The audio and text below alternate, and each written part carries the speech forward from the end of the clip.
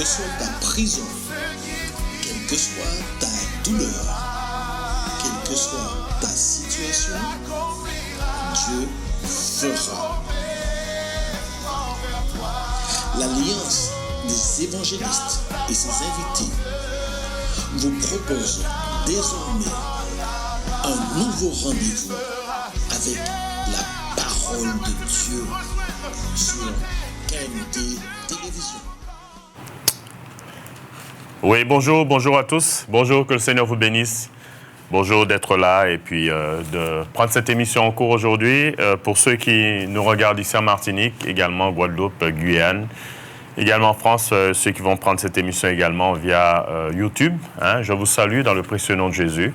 Donc, c'est votre serviteur avec vous, le frère Marius. Nous sommes là ce matin afin de partager la parole de Dieu. Nous allons ensemble voir, d'après la parole de Dieu, la parole du Seigneur, ce que le Seigneur a pour nous ce matin. Et je voudrais nous rappeler que lorsque Jésus a marché sur cette terre-là, il a fait des disciples, il a donné des instructions, il a enseigné, et il a également envoyé ses disciples. Et par la suite, il nous a envoyés, nous qui l'avons accepté, qui sommes devenus ses disciples. Et ce matin, je voudrais partager avec vous un sujet, nous rappeler que le Seigneur, lui, il nous a sauvés et il a promis d'être avec nous tous les jours jusqu'à la fin du monde. Il a promis d'être avec nous, mais il n'a jamais dit que nous ne serions pas épargnés des situations que nous vivons, des situations de la vie, de la souffrance également, des vicissitudes, des choses qui se passent dans notre vie, des imprévus, des choses que nous n'avons pas calculées. Le Seigneur, il nous a promis de nous garder, mais il nous a également dit que les choses vont arriver. C'est pour cela que ce matin, je voudrais partager avec vous ce texte de la parole de Dieu et nous allons ensemble voir ce que dit la Bible concernant ce sujet. Je sais qu'il y a beaucoup de personnes qui nous écoutent, qui nous regardent également, et j'ai été surpris de voir que même en Haïti, il y a des gens qui suivent cette émission. En tous les cas, que Dieu vous bénisse. Et pour ceux qui connaissent déjà le Seigneur, c'est bien. Pour ceux qui ne connaissent pas, encouragez les personnes qui ne connaissent pas le Seigneur Jésus à regarder cette émission. Alléluia. Ce matin, je voudrais lire un texte avec vous. Je suis dans le livre de Marc au chapitre 4. C'est une histoire que certains d'entre vous connaissent déjà. Nous allons ensemble faire la lecture de ce texte et nous allons voir d'après ce qui est dit, comment nous pouvons vraiment comprendre et ouvrir notre esprit, notre intelligence sur ce qui est dit et comprendre que la vie, c'est le lot de tous et nous sommes tous dans le même bateau. Et je m'adresse particulièrement aux chrétiens ce matin, aux personnes qui ont donné à Jésus leur vie, aux personnes qui vivent avec lui et qui ne comprennent pas pourquoi certaines choses leur arrivent. Donc nous sommes dans Marc au chapitre 4. Marc chapitre 4. Je lirai à partir du verset 35. Marc chapitre 4, à partir du verset 35. La Bible dit ce même jour, sur le soir, Jésus leur dit « Passons à l'autre bord ». Et après avoir renvoyé la foule, ils l'emmenèrent dans la barque où il se trouvait, et il y avait aussi d'autres barques avec lui. Il s'éleva un grand tourbillon, et les flots se jetaient dans la barque, au point qu'elle se remplissait déjà. Et lui, il dormait à la poupe sur le coussin. Ils le réveillèrent et lui dirent « Maître, ne t'inquiètes-tu pas de ce que nous périssons ?» Et s'étant réveillé, il menaça le vent. Il dit à la mer « Silence, tais-toi !» Et le vent cessa et il y eut un grand calme. Puis il leur dit « Pourquoi avez-vous ainsi peur? Comment, n'avez-vous point de foi ?» Et ils furent saisis d'une grande frayeur et ils se dirent les uns aux autres, « Quel est donc celui-ci à qui obéissent même le vent et la mer ?» Ils ne savaient pas que Jésus avait le pouvoir sur les éléments. Ils ne savaient pas que Jésus avait le pouvoir sur la nature, sur tout ce qui les entoure. Et dans cette condition particulière, nous voyons Jésus donc, dans la barque et la barque au milieu des eaux. Et donc là, nous voyons également une action de Jésus. Et là, il s'étonne de voir que Jésus réagit également et pu ramener le calme. Aujourd'hui, à la vue de ce texte-là, je voudrais nous rappeler ceci. C'est que le Seigneur Jésus, il est toujours avec nous. Et quand on regarde bien ce qui s'est passé, nous verrons bien que Jésus, il a toujours été là. Dans la vie du chrétien, lorsque la personne accepte Jésus, elle doit toujours garder à l'esprit que si elle a donné à Jésus sa vie, Jésus ne l'abandonnera jamais. Et je m'appuie sur les promesses de Jésus. Jésus a dit, eh bien, voici, je suis avec vous tous les jours jusqu'à la fin du monde, jusqu'à la consommation des siècles. Jésus a promis d'être là. Et sachez bien que lorsqu'une personne donne à Jésus sa vie, cette personne fait un pacte avec Jésus, cette personne rentre dans une relation avec Jésus. Et c'est pour cela que lorsqu'on parle de donner à Jésus sa vie, on dit aux gens, donnez à Jésus votre vie afin de pouvoir le connaître. Ce n'est pas simplement connaître une religion, connaître un dogme, connaître une certaine idéologie, mais connaître une personne, parce que l'Évangile est une personne. L'Évangile n'est pas une suite d'interdictions, l'Évangile n'est pas une suite d'enseignements. L'Évangile est une personne, et cette personne, c'est Jésus. Pour cela que lorsque l'homme a péché contre Dieu dans le Jardin d'Éden, la Bible nous dit que Dieu, quand il a prononcé ses jugements sur l'homme, sur la femme et sur le serpent, quand il arrivera dans le chapitre 3, le verset 15, il dira au serpent, « Je mettrai une inimitié entre toi et la femme, entre ta postérité et sa postérité. Celle-ci t'écrasera la tête et tu lui blesseras le talon. » Bien sûr, Jésus faisait allusion à sa venue. Dieu faisait allusion à la venue du Christ. Il faisait allusion à ses plans. Dieu avait déjà, dans ce texte-là, dévoilé un peu ce qui allait se passer. Et c'est pour cela que, par la suite, nous voyons plusieurs années après, Ésaïe va prophétiser. Ésaïe va dire qu'une chose qui va se passer, c'est que le Seigneur viendra. Dieu va se manifester. Dieu va agir. Dieu va faire quelque chose. Et c'est pour cela que j'aimerais lire ce texte avec vous. Je vais le lire dans le livre d'Ésaïe. Nous sommes dans Ésaïe au chapitre 5. Ésaïe au chapitre 5. Et c'est pour cela que nous devons comprendre que Dieu a un plan. Dieu a un plan. Et les plans de Dieu sont parfaits. Et j'aimerais dire à quelqu'un que Dieu n'improvise pas. Donc nous sommes dans Ésaïe, dans le chapitre 9, autant pour moi, nous sommes dans le chapitre 9. Ésaïe dans le chapitre 9. Et j'aimerais vous dire que Dieu n'improvise pas. Il y a des gens qui pensent que Dieu improvise, les choses arrivent à l'improviste et puis Dieu va simplement essayer de trouver une solution. Dieu n'improvise pas. Dans le verset 23 du chapitre 8, il est dit, « Mais les ténèbres ne régneront pas toujours sur la terre, où il y a maintenant des angoisses. Si les temps passés ont couvert d'opprobre le pays de Zabulon, le pays de Nephtali, le pays à venir, les temps à venir couvriront de gloire la contrée voisine de la mer, au-delà du Jourdain, le territoire des gentils. » Je vais continuer. Dieu dira, c'est lui qui parle à travers son serviteur Isaïe, il dira, « Le peuple qui marchait dans les ténèbres voit une grande lumière sur ceux qui habitent le pays de l'ombre de la mort, une lumière resplendit. » Vous savez pourquoi cette lumière resplendit? Parce que Dieu avait un plan. Et ce plan de Dieu, c'est que Dieu ne laisse pas l'homme dans cette situation. Et j'aimerais te rappeler que Dieu n'a jamais décidé de laisser l'homme livré à lui-même. Et c'est pour cela que lorsque l'homme a péché, Dieu a mis en place un plan. Ce plan, c'était que Jésus vienne et que Dieu vienne sauver l'homme de la puissance des ténèbres. Pour cela qu'il a dit que les ténèbres ne régneront pas toujours. Et je vais lire maintenant dans le verset 5. Il dira, « Car un enfant nous est né, un fils nous est donné, et la domination reposera sur son épaule. On l'appellera admirable, conseiller, Dieu puissant, Père éternel, prince de la paix. Donner à l'empire de l'accroissement et la paix sans fin au trône de David et à son royaume. L'affermir, le soutenir par le droit et la justice, dès maintenant et à toujours. » Il dit, voilà ce que fera le zèle de l'Éternel des armées. Et cette personne, c'est Jésus qui avait été promis. C'est ce que la Bible parle comme étant le Messie. Et c'est Jésus, quand il est venu, il est venu, il a marché sur cette terre. La première chose qu'il a faite, c'est qu'il a choisi des disciples. Il a choisi 12 disciples. Tout d'abord, il faut savoir que le disciple est celui qui suit.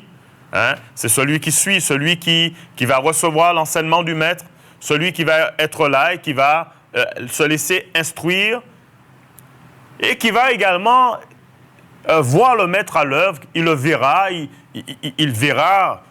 N'oubliez pas que les disciples étaient avec Jésus, mangeaient avec lui, dormaient avec lui, ils étaient sans cesse avec lui. Donc, ces disciples étaient des gens qui avaient reçu non seulement l'enseignement de Jésus, mais ils avaient également reçu l'influence de Jésus lui-même. Parce que Jésus n'avait pas simplement choisi des hommes là, en leur disant « Venez, et puis je vous enseigne, nous sommes distants ». J'aimerais rappeler que Jésus avait enrôlé les hommes qu'il avait choisis. Il les avait enrôlés. C'est plus que simplement enseigner. C'est-à-dire qu'il a voulu que ces hommes non seulement reçoivent son enseignement, mais que ces hommes également puissent vivre avec lui. Ces hommes puissent le voir, connaître son caractère, connaître sa vie, connaître ce qu'il est. Ne rien leur cacher. Et quand il passait du temps dans la prière, ses disciples savaient que c'était en communion qu'il était avec Dieu. D'ailleurs, Jésus le disait encore, « Ce que je vois faire le Père, je le fais ». Il dira, « Mon Père agit, jusqu'à présent j'agis ». Donc Jésus ne leur cachait absolument rien. Et nous devons comprendre que lorsque Jésus est monté sur la montagne de transfiguration, il a choisi quelques-uns de ses disciples et il s'est transformé devant eux, il s'est métamorphosé devant eux. Donc il leur a montré quand même qu'il y a derrière tout ce qu'il fait là, un plan divin. Et le plan divin était de sauver l'homme du péché et de la puissance de Satan.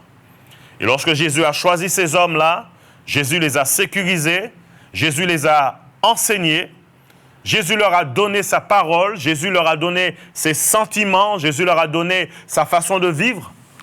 Je dirais que Jésus a cherché à les influencer au maximum et c'est pour cela que ces hommes pouvaient par la suite être envoyés en tant qu'apôtres.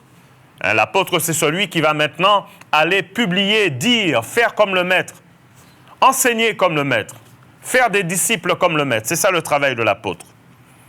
Et lorsque nous regardons dans ce texte-là, nous voyons que ces personnes qui avaient été choisies par Jésus, qui ont marché avec Jésus, qui vivaient avec lui, eh bien, à un certain moment, ces hommes, nous dit la Bible, ils ont été, Jésus les a renvoyés en avant. Hein, lorsque nous lisons dans le verset 35, il est dit ce même jour, eh bien, Jésus va, et le même soir, Jésus va leur dire, passons à l'autre bord. Jésus leur dit, passons à l'autre bord. Et sachez bien que les disciples qui étaient avec Jésus, c'était des hommes qui savaient ce que Jésus faisait. Donc, en fin de compte, ils lui faisaient entièrement confiance. Et ils étaient dans cette barque avec lui, et Jésus leur dit, eh bien, passe de l'autre côté. Et après avoir renvoyé la foule, ils l'emmenèrent dans la barque où il se trouvait. Parce que certes, il y avait certainement beaucoup de barques, mais les disciples, après avoir renvoyé la foule, eh bien, ils emmenèrent Jésus dans la barque dans laquelle ils étaient. J'aimerais attirer votre attention sur la déclaration de Jésus. Jésus dira à ses disciples, « Passons de l'autre bord. » Passons de l'autre bord. Vous savez, quand on parle de passer d'un point à un autre, quand on parle de passer d'un lieu à un autre, on parle cela comporte l'idée d'une progression, d'un avancement. On va quelque part, on ne reste pas statique, on ne reste pas au même endroit, on va quelque part. Cela également comporte la notion de croissance également, s'il faut parler de l'enfant. L'enfant qui sortira d'un stade à un autre. Il sortira de la petite enfance à l'enfance. Il sortira de l'enfance à l'adolescence, ensuite de l'adolescence à l'âge adulte. Ainsi de suite. Donc, on voit qu'il y a plusieurs étapes. Et dans ce texte-là, la Bible nous dit que Jésus va leur dire de passer, il faut que nous passions de l'autre bord. Comme pour le dire, j'ai quelque chose à vous enseigner là, parce que vous devez savoir que la vie n'est pas une chose qui est simple. La vie est beaucoup plus compliquée que vous ne le voyez. que vous ne pensez, parce qu'il faut savoir que parce que moi, je vous ai choisi, il va y avoir des choses dans votre vie. Il va y avoir des bouleversements dans votre vie. Il va y avoir des événements dans votre vie. Vous devez le savoir. Et c'est pour cela que toute personne qui donne à Jésus sa vie ne doit jamais se dire en lui-même, en elle-même, que ça y est, j'ai donné à Jésus ma vie, ma vie sera une vie de paix. Malheureusement, j'entends ça assez souvent, des gens qui disent que ça y est, j'ai donné à Jésus ma vie doit être une vie de paix, de tranquillité. Mais j'aimerais vous dire une chose, ce même Jésus a dit, il a dit, vous aurez des tribulations dans le monde, mais prenez courage car j'ai vaincu le monde. Jésus a averti. Et c'est pour cela que dans le chapitre 17 du livre de Jean, Jésus va prier pour les disciples. Il va prier afin que le Père les garde de ce monde-là. Il dira, Père, garde en ton nom ce que tu m'as donné. Garde les personnes que tu m'as données. Et il va lui faire ce rapport, il dira au Père, j'ai gardé ce que tu m'as donné, sinon celui le fils de la perdition qui est parti. C'est lui seulement qui s'est perdu parce qu'il a fait son choix. Mais en tous les cas, ceux que tu m'as donnés, je les ai gardés en ton nom. Et maintenant, nous voyons qu'il y a cette idée, ça s'est passé après cet événement. Mais nous devons savoir qu'il y a cette idée de la progression dans la vie, où l'individu va avancer parce que Jésus va l'inviter à aller de l'autre côté. Jésus va l'inviter à grandir. Jésus va l'inviter à progresser, à aller dans la vie, à ne pas rester statique. Et j'aimerais parler à des chrétiens qui depuis longtemps, des gens qui sont à l'Évangile depuis de nombreuses années, dont la vie spirituelle est une vie qui est sans goût. Des gens qui ont l'impression de vivoter, des gens qui ne sont pas épanouis. Des gens qui persévèrent depuis de nombreuses années. Ils pensent que l'Évangile, c'est simplement venir à l'Église, prier. Non, l'Évangile, c'est beaucoup plus que ça. Suivre Jésus, c'est grandir spirituellement. Suivre Jésus, c'est avancer spirituellement. Pour cela que Jésus, je pourrais dire qu'il leur a donné la théorie, avec tous les enseignements qu'il leur a donnés. Et maintenant, par la pratique, il va leur demander, va les inviter à aller de l'autre côté. Et dans cet autre côté, nous voyons que les disciples vont faire une chose. Et je bénis Dieu pour cela. J'exalte Dieu pour cela. Parce que les disciples ne vont pas simplement rester là. Ils ne vont pas simplement décider de ça y est, Jésus, on va de l'autre côté, nous allons monter dans une barque et puis par la suite, nous verrons. Non. Si je regarde cette idée de progression, eh bien, je pense qu'eux-mêmes également se sont impliqués dans cette idée d'aller plus loin. Passons à l'autre bord. Passons de l'autre côté. Alors, ils renvoyèrent la foule et ils invitèrent Jésus et ils emmenèrent Jésus dans la barque où il se trouvait. Et la Bible dit qu'il y avait aussi d'autres barques avec lui, mais j'aimerais vous dire qu'il y avait une seule barque dans laquelle se trouvait Jésus. C'était la barque des disciples. Les disciples ont pris la décision d'inviter Jésus, parce que n'oubliez pas déjà au départ, Jésus leur a fait cette invitation de passer de l'autre côté, et ensuite eux à leur tour invitent Jésus à rentrer dans leur barque. Alléluia, gloire à Dieu. Ce matin, juste avant d'aller plus loin, j'ai un frère avec moi. Je ne suis pas seul ce matin dans cette émission, il va se présenter. Et donc cette émission, notez bien, n'oubliez pas cette idée selon laquelle la vie n'est pas simple, les choses sont difficiles. Le Seigneur ne nous a jamais promis que nous n'aurons pas de difficultés. Il n'a jamais promis que la vie serait simple.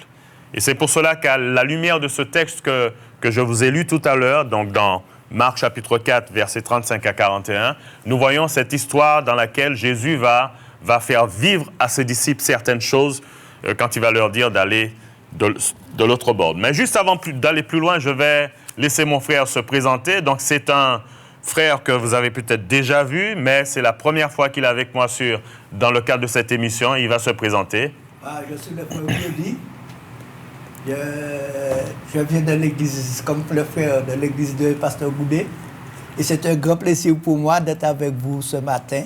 Soyez bénis au nom de Jésus et pensons que cette réunion sera une lumière pour tous ceux qui nous regardent ce matin. Amen. Gloire à Dieu, gloire à Dieu. Donc, mon frère, j'avais déjà commencé à voir avec nos auditeurs quand Jésus va inviter ses disciples à passer de l'autre côté. Vous expliquait que passer de l'autre côté, c'est l'idée d'une progression. On va plus loin. Le Seigneur voudrait que les disciples grandissent. Il leur a donné la théorie, il leur a donné des enseignements. Maintenant, de manière pratique, eh bien, des choses vont se passer. Et ce que je retiens dans cela, c'est que cette idée de croissance, ça doit être la volonté de chaque chrétien, chaque personne. Donc, je vais te laisser, juste avant d'aller plus loin, te laisser apporter dessus également. Oui, la vie en Christ ne nous épargne pas des difficultés et des inquiétudes de ce monde. Jésus dit à ses disciples, allons de l'autre bord, passons de l'autre côté. Cela veut dire que allons de l'autre côté, c'est comme si on est à la Pointe à Fort-de-France. Et puis on nous dit, allons aux Trois-Îlets. Le fait de traverser, il n'y avait pas de voiture, il n'y avait pas. Le fait de traverser la mer, c'est là que les difficultés se rencontrent. Bon, Jésus dit à ses disciples, passons de l'autre côté. Allons de l'autre côté de la mer pour porter la bonne nouvelle. Et c'est ce que nous avons, en ce matin, nous avons fait. C'est nous allons de l'autre côté. Nous essayons de toucher le cœur de tous ceux qui nous regardent ce matin. Que vous soyez de l'autre côté, ça ne nous épargne pas les difficultés. Amen. Vous regardez bien, la barque est au milieu de la mer et un vent terrible. C'est comme si ici, nous avons la belle, nous avons traversé. Et puis il y a un gros vent qui a venu empêcher nous d'aller. Mais que faire devant cette difficulté? Que les disciples, c'était bien des disciples, c'était bien ce que Jésus avait choisi, mais cela ne les épargne pas de la tempête. Tout à fait. Ouais, voilà. Tout à fait. Bon, on peut être ce qu'on est dans l'évangile, que nous soyons ceci, que nous soyons cela ne nous épargne pas des difficultés que nous rencontrons sur la mer. Et il y a peut-être une chose que nous devons remarquer là, que même si il y avait d'autres barques, mais c'est seulement la barque des disciples que nous parlons ici. C'est la barque où se trouvaient les disciples. Cela veut dire que tu peux être dans n'importe quelle église.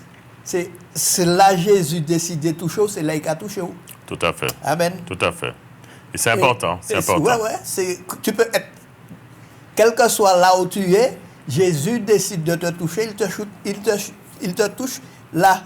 Et c'est là que nous voyons une grande angoisse s'emparer des disciples. Voilà. Et ce que nous devons retenir dans tout ça, c'est que même si c'était des pécheurs nés, mais la difficulté était là. Ils ne savaient que faire. Ils pensaient que Jésus était dans un profond sommeil. Là, Jésus était un homme comme nous. Jésus était fait comme nous. Un homme de chair, un homme de sang. Même si cela ne se dit, on ne peut pas comprendre ça. Mais Jésus était réellement un homme de sang, un homme de chair. Ouais. Et c'est vrai que des fois, le berger permet à son troupeau d'affronter certaines difficultés, mais ce qui se passe, c'est qu'ils avaient sous-estimé la puissance de Jésus. Jésus était assis sur la barque et il dormait sous un coussin. Nous voyons Jésus se manifeste à nous comme il veut, quel qu'il soit homme, qu'il soit Dieu, mais il se manifeste quand même. Tu vois? Peut-être qu'ils avaient pensé que celui-ci ne s'occupait pas d'eux, ne prend pas soin d'eux, mais quand même, la Bible nous dit que Jésus était un homme de chair et de sang au moment où les disciples étaient plongés dans l'angoisse. Voilà. Tout à fait. Ouais. Tout à fait. Et Jésus les enseigne dans cette partie-là qu'un homme peut être ce qu'il est, mais c'est Jésus qui domine tout. Il veut se montrer puissant, mais il y a un moment pour humilier corps tout à fait. Humilier corps, descendre. Les disciples, c'est peut-être, yo embarque là, l'eau qui entre en barque là, yo presque néé, yo presque toute bagaille, tout ça au lait, mais quand même, yo oublié Jésus. Oublié Jésus. Qui ça a dit? Que Jésus, regarde, il nous dit, et lui, il dormait à la poupe sous le coussin, il le réveillait et lui dit, mais ne t'intéresse pas de ce que nous périssons. Ça c'est en question premièrement, il y a angoisse, il y a inquiétude. C'est comme si ou bus là, ou fait bus là si arrêté et puis il y a rien pas qu'à fait. Bus là pas arrêté ou crier bus là, ça c'est crier ou crier presque d'après c'est inutile, mais des fois même moun qui a dit dans bus là, qui a dit mais tel café c'est chauffeur bus là qui pas bagaille, mais là c'est pas ça. Jésus était conscient que de l'autre est entré en barque là. Et la Bible pas qu'à dire parce que côté Adam verset ça que un disciple c'est sauter en de l'eau.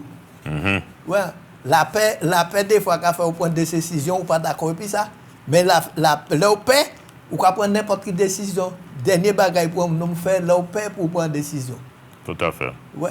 Mais là ces disciples là, ils étaient crête pas Dieu qui était pied mais ils étaient crête ces vagues là qui appellent canoa et ils pas de où ils prend saut pour te tirer de l'eau, ils fait ceci, ils fait cela, celle bagaille ils étaient gémi. Bon, ils étaient gémi mais encore ils peut pas faire rien puisque le même mauvais ils s'est pété plongé, le même mauvais le Seigneur qui est puis qui ni tout pouvoir t'es là qu'a dormi. Et question qui ça nous peut faire Michel qui peut faire bagaille ba nous c'est lui qu'a dormi. Eh oui, juste avant d'aller plus loin. C'est ça. Je voudrais revenir sur un fait. Dans le verset 36, la Bible nous dit qu'après avoir renvoyé la foule, ils l'emmenèrent dans la barque où il se trouvait. Et je dois quand même rappeler que toute personne qui a donné à Jésus sa vie, toute personne qui a ouvert son cœur à Jésus, sachez bien que Jésus a promis d'être là. Amen. Il a promis d'être toujours avec nous. Jésus nous a promis de nous assister. Jésus nous a promis de nous assister dans nos difficultés. Il nous a promis de nous assister lors des moments de faiblesse. Il nous a promis également, non seulement lui en tant que Jésus qui viendra habiter dans notre cœur, il également nous a promis l'assistance de son Saint-Esprit qui sera avec nous, afin de nous réconforter. Le Saint-Esprit, nous dit la Bible, est appelé le Consolateur. Le Consolateur. Et lorsque le grand tourbillon va s'élever sur les flots, il est dit dans le verset 37, il s'éleva un grand tourbillon et les flots se jetaient dans la barque au point qu'elle se remplissait déjà. Même si les flots se soulevaient à ce moment-là, la Bible dit qu'au point que la barque se remplissait déjà. Mais ce que les disciples oubliaient, c'est que Jésus était dans la barque. Amen. Et j'aimerais parler à quelqu'un ce matin qui passe par des difficultés. Vous avez l'impression que Jésus vous a abandonné. Et c'est le cas, c'est le sentiment que nous éprouvons. Lorsque nous avons l'impression que les choses n'avancent pas, lorsqu'on a l'impression qu'on va mourir, lorsqu'on a l'impression que plus rien ne va, on va se coucher, les difficultés sont là, on se réveille, c'est encore là. On prend des décisions, on voit des gens autour de soi afin de pouvoir être aidés. On crie à droite et à gauche, on cherche du secours, les choses n'avancent pas. Et on se dit, Dieu m'a abandonné. Combien de personnes ont déjà dit la même chose? Jésus a abandonné moi. Jésus parle encore. Combien de personnes répètent? Peut-être que vous qui nous écoutez, vous répétez les mêmes choses depuis longtemps. Voilà. Parce que lorsque le frère a souligné une chose qui est importante, c'est que Jésus a avec lui des pécheurs. Des pécheurs. Des gens qui savaient, parmi ceux qui étaient là, il y avait des pécheurs. Il y avait l'apôtre Jean, il y avait l'apôtre Jacques, il y avait l'apôtre Pierre, il y avait ces gens-là. Donc c'était des pécheurs. Et pourtant, la situation était telle que ça les a ébranlés, même en tant que pécheurs. Et ce n'étaient pas des petits pécheurs, hein, je ne vais pas supposer, ils étaient jeunes. Hein. C'était des pécheurs expérimentés, c'était des gens qui étaient habitués au flot. Ouais. Ce n'est pas comme aujourd'hui, vous avez des appareils pour vous guider, des appareils pour être là avec vous. Si vous avez un problème sur la route, vous appelez, vous avez votre radio. Non, ils n'avaient rien. Rien. Ces gens-là, quand ils partaient à la pêche, il n'y avait rien. Et ils ont été confrontés à des flots, ils ont été confrontés à de mauvais temps. Ils ont été confrontés, au moins dans leur vie, ils ont été confrontés à cela. Et pourtant, la Bible nous dit que le tourbillon était tel que les flots remplissaient la barque. Et Jésus faisait quoi? La Bible nous dit que Jésus dormait à la poupe sur le coussin. Jésus était là tranquillement. Vous pensez que Jésus s'inquiétait des flots? Non, puisque la Bible nous dit que ce que nous devons rappeler, je l'ai dit tout à l'heure, quand j'ai lu ce texte avec vous dans Ésaïe, il est dit que l'enfant sera appelé Dieu puissant, Père éternel. Voilà. Et je vais dire à quelqu'un ce matin, Jésus, là, qui dormait à la poupe, savait que les éléments lui étaient soumis. Il savait que les flots étaient soumis, il savait que les vagues étaient soumises, il savait que le vent était soumis. Parce que lorsque nous voyons, je vais vous lire un texte simplement pour savoir le Jésus qui était avec eux là, et peut-être le Jésus qui est avec vous. Regardez avec moi nous sommes dans le livre de l'Épître aux Hébreux. Épître aux Hébreux au chapitre 1er. On va voir là un dialogue là entre Dieu, entre le Père et le Fils. Épître aux Hébreux. Les gens doivent savoir, quand ils ont donné à Jésus leur vie, qui ils ont accepté réellement. Ce n'est pas un petit Jésus, hein? Un petit Dieu qui s'écrit avec D, un tout petit D. Ouais. Regardez ce que la Bible dit. La Bible dit, dans le verset 1er, après avoir à plusieurs reprises, de plusieurs manières parlé à nos pères par les prophètes, Dieu, dans ces derniers temps, nous a parlé par le Fils qu'il a établi héritier de toutes choses, par lequel il a aussi créé le monde. La Bible nous dit que Dieu a utilisé Jésus pour créer le monde. Il est dit, étant le reflet de sa gloire et l'empreinte de sa personne, soutenant toutes choses par sa parole puissante. C'est pour cela que Jean nous dira qu'il a avant Colossiens, il a avant toute chose et toutes choses subsistent en lui. Lorsque nous allons dans Jean chapitre 1er, il est dit au commencement était la parole et la parole était avec Dieu et la parole était avec Dieu. Rien de ce qui n'a été fait sans elle. Et tout ce qui a été fait par qui? Par la parole. Et Jésus est la parole de Dieu. Voilà. Jésus est la parole de Dieu et la Bible nous dit que Dieu a utilisé Jésus afin de créer toutes choses. Il a créé aussi le monde. Et j'aimerais dire à quelqu'un que lorsque Jésus était couché dans la barque, même s'il était dans son humanité, il était le créateur des flots. Il était le créateur de la mer. Il était le créateur de tout. Donc, c'est tout à fait normal qu'il dormait. Voilà. Et Jésus a connu les mêmes difficultés que les hommes. Oui, parce qu'il était dans son humanité. Il était dans son humanité. Exactement. Il a connu la faiblesse au point du puits. Il s'est assis. Là, nous voyons que Jésus était fatigué, il dormait. C'est tout à fait normal. C'est normal. C'est normal. Puisqu'il était un homme. Mm-hmm. Mais il y a une union entre la nature pécheresse de Jésus, la nature de l'homme, et sa nature divine. Tout à fait. Il y a une union entre ces deux personnes-là. La nature physique de Jésus, la nature en tant que chair. En tant que chair. D'accord. Si Jésus ne s'inquiétait pas de ce que la mer était déchaînée. Il s'inquiétait pour ses disciples pour voir quelle parole, quelle foi, comment il allait régler cette histoire, cette affaire-là. Mais les disciples étaient tout à fait désemparés et c'est ce qui arrive à la plupart des gens, des gens qui connaissent, de ceux qui connaissent Jésus, de ceux qui ne connaissent pas Jésus. Et, premièrement, quand on a créé Jésus, ne vois-tu pas que nous périssons? Ça c'est un genre de faiblesse, l'impatience. Mm-hmm. C'est que pour qui ils n'ont pas quitté vanter, bagaille vanter, puis quitter Jésus dormi. Mais oui. Quitter Jésus dormi, puisque rien pas arrivé. Je suis sûr certain que ils n'ont pas péri, ils n'ont pas bateau pas coulé. Jamais. Même moi, je crois que Jésus, gloire à Dieu. Ça. Je crois que Jésus a laissé Ouais. l'eau remplir la barque. Oui, oui. Mais Jésus ne craignait pas. Il ne craignait pas. Mais si celui qui ne craint rien, qui est là, il dort, moi aussi, je vais dormir. Tout à fait. Tout à fait. Ces disciples-là, tenaient dormi, puis ils dormi aussi. Monsieur qui a dormi, moi qui a dormi. Après, c'est tout. Je voudrais quand même parler d'une réalité pour laquelle Jésus dormait tranquillement. Une réalité que nous révèle la parole de Dieu, c'est que la Bible nous dit que Jésus savait qui il était. Jésus savait qu'il était le Fils de Dieu qui avait été envoyé. Jésus savait également qu'il était Dieu lui-même.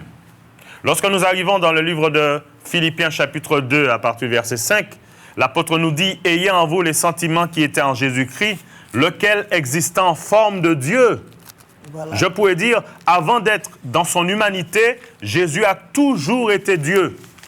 Et lorsque l'apôtre va nous dire « Ayez en vous les sentiments qui étaient en Jésus-Christ », il dira, lui qui existe en forme de Dieu n'a point regardé comme une proie arrachée d'être égal à Dieu. Hein? Donc, je suis dans le chapitre 2 du livre de Philippiens. Philippiens chapitre 2, à partir du verset 5. Eh bien, la Bible dit que dans le verset 7, verset 6, lequel existe en forme de Dieu n'a point regardé comme une proie arrachée d'être égal avec Dieu, mais s'est dépouillé lui-même, prenant une forme de serviteur. En devenant semblable aux hommes. Jésus était en tout semblable à nous. Voilà. Avec des faiblesses physiques. Tu as parlé de fatigue. Jésus s'est arrêté auprès du puits. Jésus mangeait également. Hein? La Bible dit qu'il s'est humilié lui-même, se rendant obéissant jusqu'à la mort de la croix. Mais nous voyons que Jésus était avant tout Dieu lui-même. Il le savait.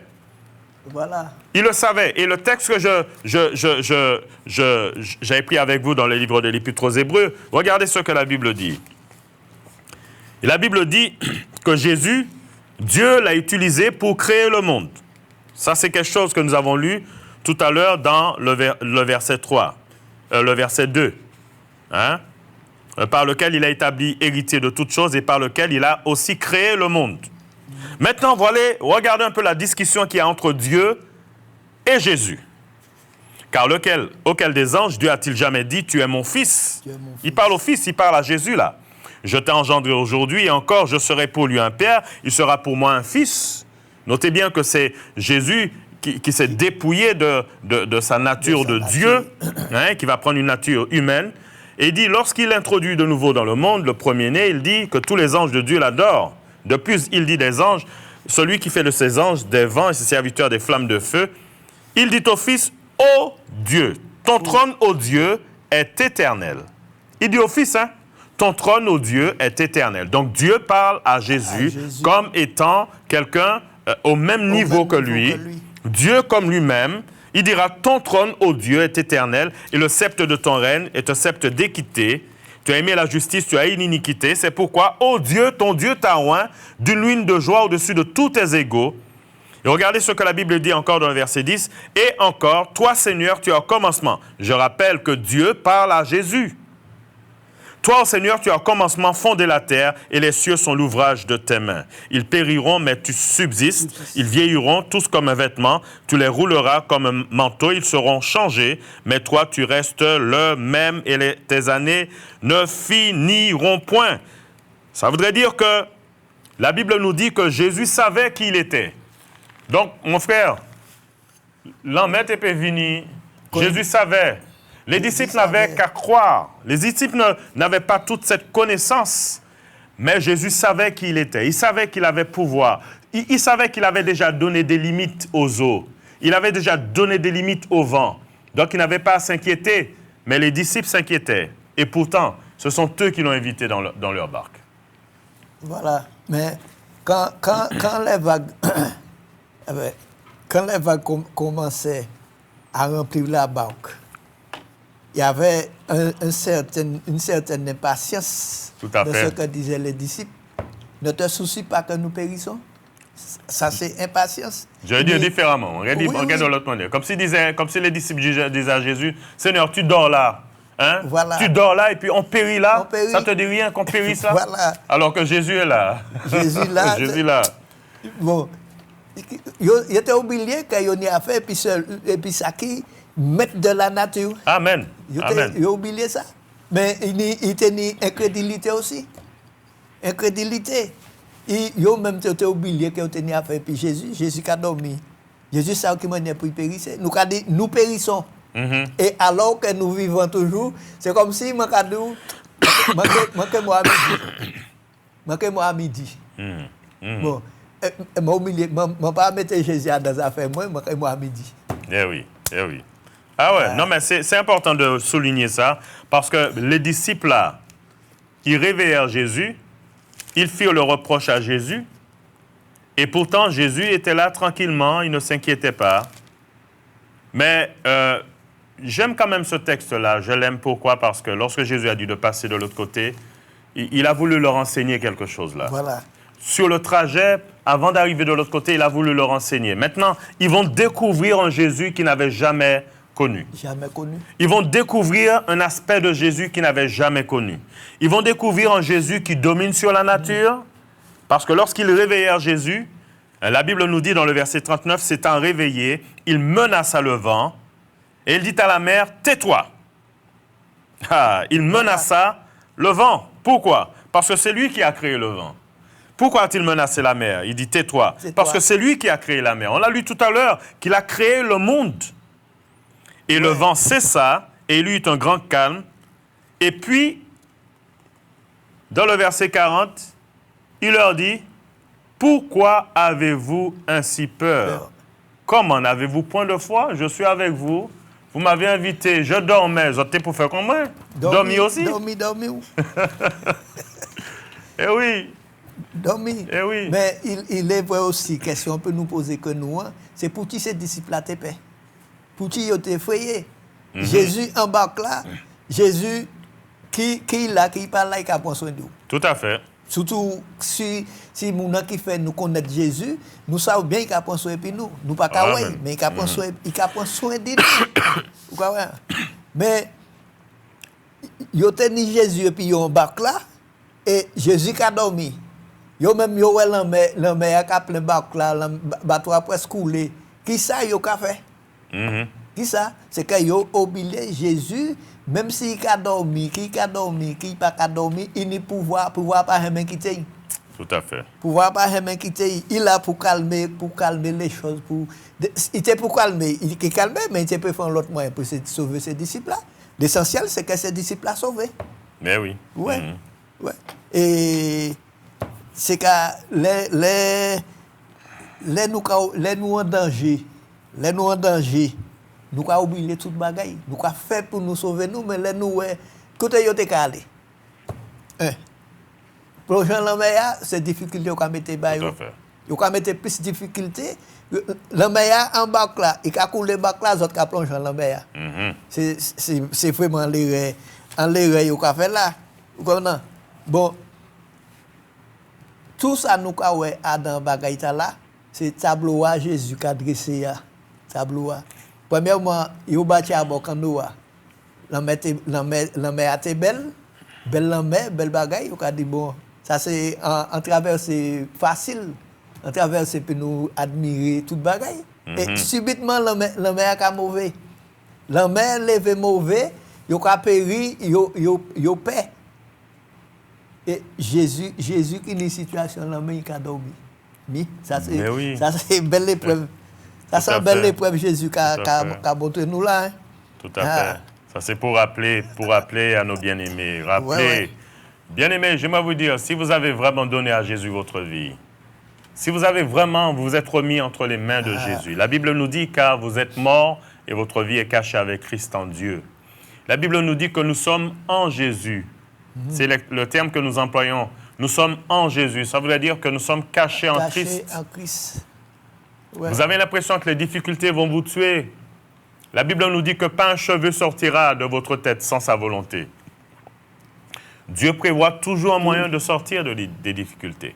Voilà. Le Seigneur ne nous a jamais dit que nous n'allons pas passer de difficultés, mais il a dit qu'il sera avec nous dans les difficultés. Tous les jours, jusqu'à la fin. Je me rappelle de ce texte-là où Dieu parle à Israël dans Ésaïe chapitre 43.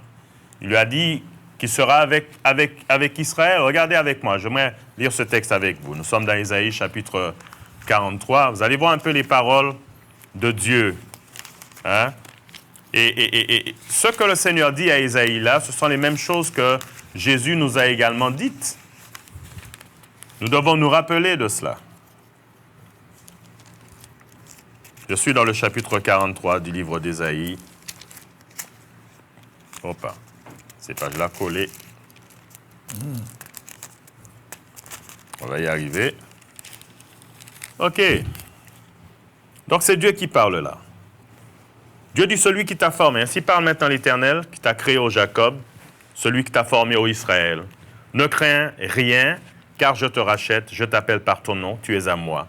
Si tu traverses les eaux, je serai avec toi. Et les fleuves ne te submergeront point. C'est une certitude. Si tu marches dans le feu, tu ne te brûleras pas et la flamme ne t'embrasera pas. Tu auras l'impression que ça va te brûler. On a l'exemple des 3 jeunes Hébreux qui étaient dans la fournaise ardente. Dieu les a préservés. On a l'exemple de Daniel qui était dans la fosse au lion. Dieu l'a préservé. Le Seigneur le fait encore aujourd'hui. Car je suis l'Éternel, ton Dieu, le Saint d'Israël, ton Sauveur. Donc vous voyez, Dieu a fait des promesses. Et lorsque Jésus va parler à ses disciples, Jésus sera avec eux. Il n'aura pas simplement dit, traversez de l'autre côté, allez sans moi. Il était avec eux. Il était avec eux. Et je crois que les disciples ont vu Jésus quand il est rentré dans la barque. Ils ont vu Jésus se mettre là à la poupe, prendre un petit cousson, mettre sous sa tête et puis dire, bon, ça y est, je vais bien me reposer. Le temps que la barque arrive de l'autre côté, je vais me reposer. Est-ce que vous pensez que Jésus ne savait pas que les flots se soulèveraient? Il le savait. Mais il avait une leçon à apprendre aux disciples. Voilà. Il avait un cas pratique à leur montrer. Ouais. Pour leur dire, écoutez, même au cœur des difficultés, vous devez rester en paix. Parce que moi qui suis le prince de la paix, je suis avec vous. Notez bien le texte que je vous ai lu dans Ésaïe, au chapitre 9. Il est dit, on l'appellera prince de la paix. Jésus est le prince de la paix. Et si Jésus est au cœur du trouble, au cœur de tes difficultés, si Jésus est là, sache que tu dois être en paix. Quelqu'un dira, oui, mais c'est facile pour dire.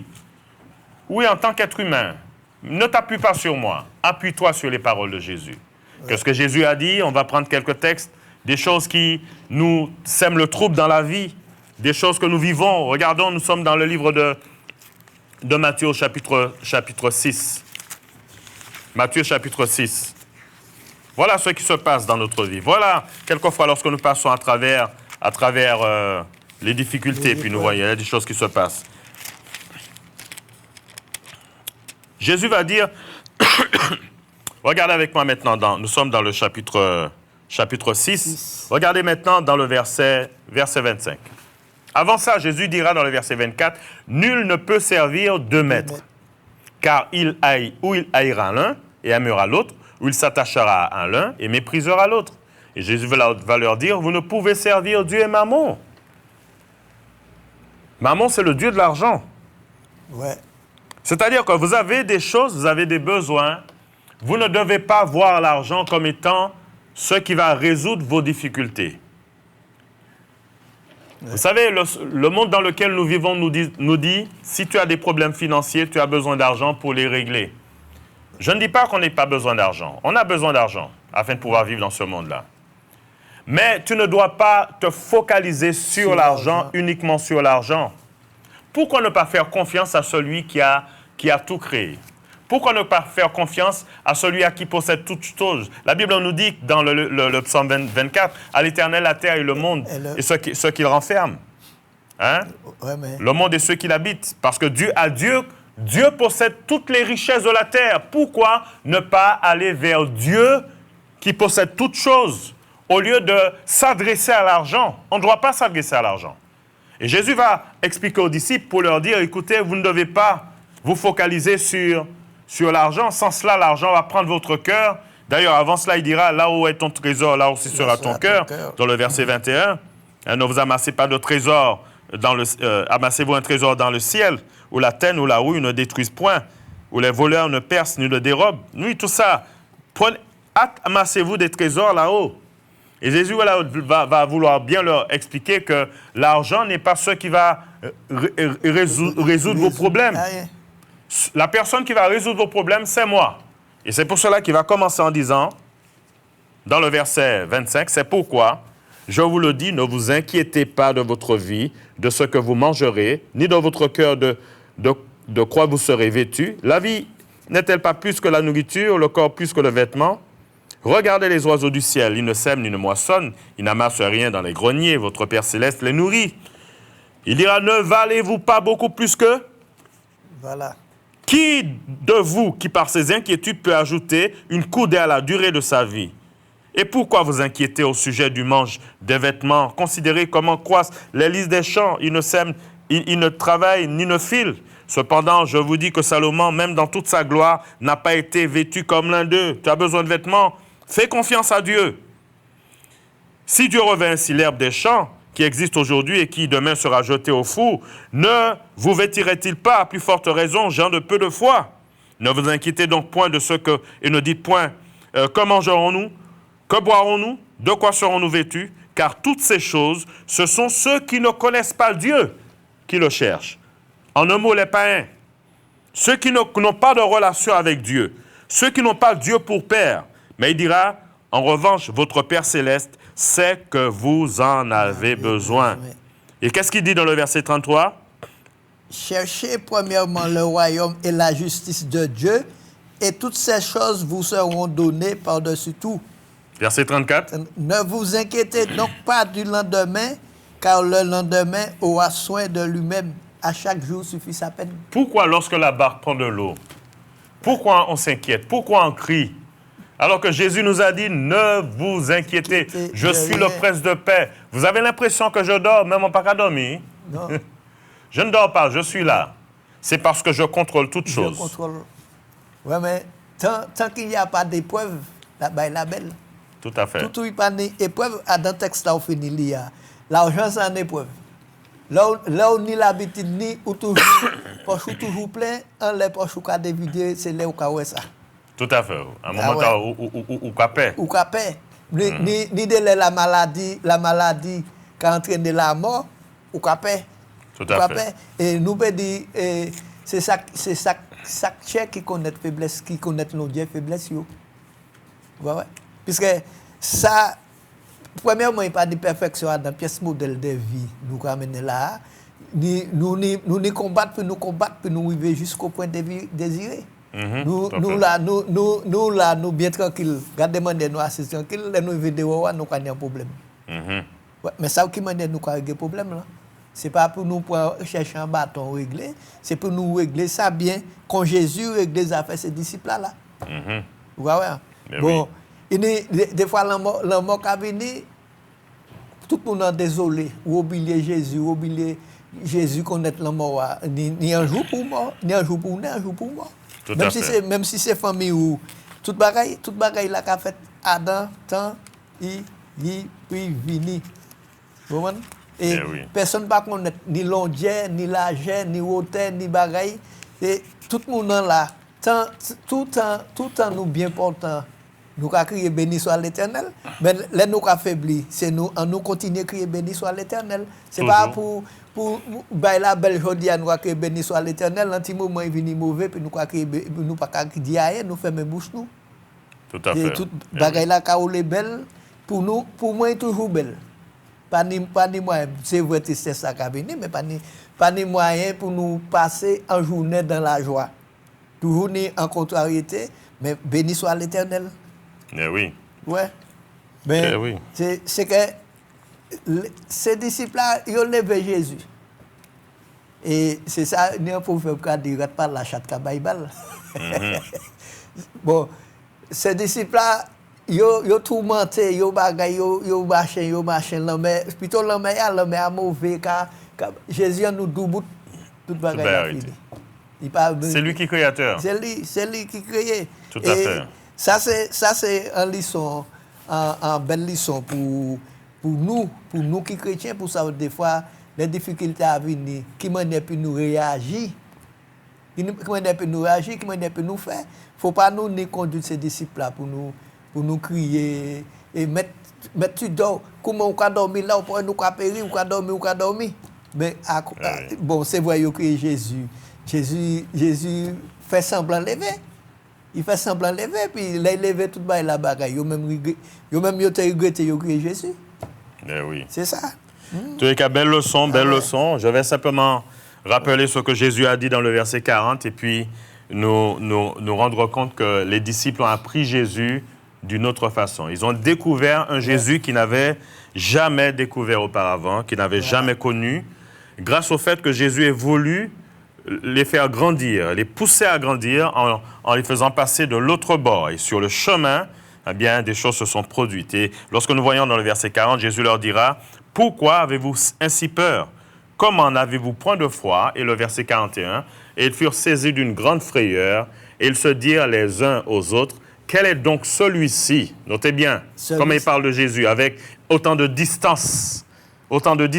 C'est plus Jésus. Quel est donc celui-ci à qui obéissent même le vent et la mer, parce qu'ils ne connaissaient pas Jésus en tant que créateur de toutes choses. Jésus est créateur du vent, créateur de la mer. Il a dit aux gens, il a menacé le vent, il a dit à la mer, tais-toi. Et là, Jésus va se révéler à lui, plutôt aux disciples, sous une autre forme, en tant que Dieu, celui qui domine sur toutes choses. Et j'aimerais vous rappeler, sachez bien que toutes les difficultés par lesquelles vous passez, nous devons être suffisamment sages pour être suffisamment ouverts afin d'apprendre des difficultés, afin d'apprendre des choses que nous vivons. À travers cela, Dieu veut se révéler à nous. Dieu veut se montrer à nous sous d'autres facettes, d'autres aspects de Dieu que nous ne connaissions pas. Vous allez connaître un Dieu qui répond. D'ailleurs, c'est pour cela que lorsque vous voyez dans la Bible, quand on parle de Dieu, les titres qui ont été employés pour Dieu, par exemple, El Shaddai, on parlera également El Shammah, ce Dieu qui est le Dieu de paix. On parlera de El Shaddai qui est le Dieu tout-puissant. Tout ça, ce sont des instances, des moments dans la vie des gens où Dieu s'est révélé. On a l'exemple d'Abraham qui va offrir son fils en sacrifice. Dieu va l'arrêter, parce que Dieu lui avait demandé un sacrifice. Dieu va l'arrêter et Dieu va se révéler là. Il va nommer ce lieu, le nom de Jéhovah Jireh, qui dit donc El Jireh. Donc Dieu a pourvu. Donc Dieu est celui qui pourvoit. Et on voudrait vous laisser avec ces quelques mots, vous rappeler que sachez bien que les difficultés que vous vivez ne sont pas en vain. Sachez que ce que vous vivez, c'est pour vous amener à grandir spirituellement. Amen. Passons de l'autre bord. Si vous avez vraiment mis Jésus dans votre barque, sachez que Jésus sera toujours là. Même si vous avez l'impression qu'il ne parle pas, il agit. Dieu sera toujours là. Un dernier mot, mon frère Claudie, nous allons terminer. Le dernier mot, c'est dans le verset, dans le chapitre que nous venons de lire. Vous voyez avec quelle tendresse, quel amour Jésus a repris les disciples. Pourquoi avez-vous su peur? Et pour qui, Jodia nous paie? Nous ni Jésus nous paie. C'est ça, à nous avancer. Et ceux qui ne connaissent pas encore Jésus, c'est bon là pour nous faire alliance et puis c'est lui qui a créé toutes choses, il crée nous. Et ça qui l'ont dit la vie nous qui l'ont dit, c'est à lui pour nous faire confiance. Amen. Tout à fait. En tous les cas, Dieu est grand. Vous devez le connaître, nous devons le connaître. Dans la vie chrétienne, nous ne finissons pas d'apprendre de Jésus. Chaque épreuve, chaque difficulté, c'est pour qu'on passe de l'autre côté, pour qu'on grandisse. Amen. Mais seulement, fortifions notre foi en Jésus. Vous qui ne le connaissez pas, nous invitons à donner à Jésus votre vie afin de le connaître et commencer à cheminer avec lui.